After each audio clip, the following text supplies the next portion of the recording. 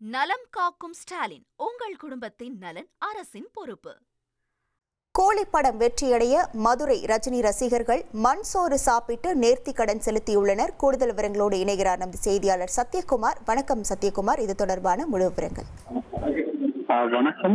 Super star ரஜினிகாந்தின் 171வது திரைப்படமான கூலி திரைப்படம் லோகேஷ் கனகராஜ் இயக்கத்தில் நடிகர்கள் நாகார்ஜுனா, உபேந்திரா, சத்யராஜ் மற்றும் நடிகை ஸ்ருதிஹாசன் ஆகியோர் நடிப்பு நாளை மறுநாள் 14ஆம் தேதி உலகம் முழுவதும் வெளியாக உள்ளது. இந்த நிலையில் தமிழ்நாடு முழுவதும் உள்ள ரஜினி ரசிகர்கள் இதை கொண்டாடி வருகின்றனர்.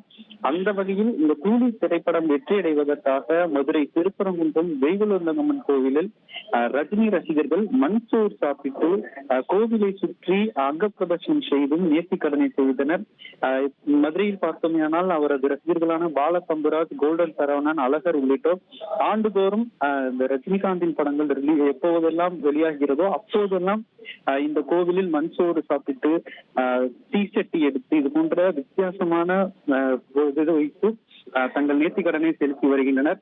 மேலும் இது குறித்து அவர்கள் கூறுகையில் பார்த்தோமேயானால் ரஜினிகாந்த் பூரண உடல் நலத்துடன் இருக்க வேண்டும் என்றும் இந்த வரக்கூடிய கூலி திரைப்படம் வெற்றியடைய வேண்டும் என்றும் நாங்கள் இந்த நேர்த்திக்கடனை செலுத்தியுள்ளதாகவும், மேலும் வருகிற ஆண்டு 50வது பொன்விழா ஆண்டு, அதாவது நடிகர் ரஜினிய சினிமாவிற்கு 50 ஆண்டு நிறைவடைந்ததையொட்டி அவர் பூரண ஆயுளுடன் இருக்க வேண்டும் என்றும் தங்கள் அவரது ரசிகர்களான தங்கள் குடும்பத்தினருடன் அவர் புகைப்படம் எடுத்துக்கொள்ள வேண்டும் என்றும் அவர்கள் ஒரு கோரிக்கையை வைத்துள்ளனர். தொடர்ந்து கூலிப்படத்தை வரவேற்கும் விதமாக கோவிலுக்கு வரக்கூடிய பக்தர்களுக்கு புளியோதரை மற்றும் பொங்கல் அன்னதானமாக வழங்கினார்கள்.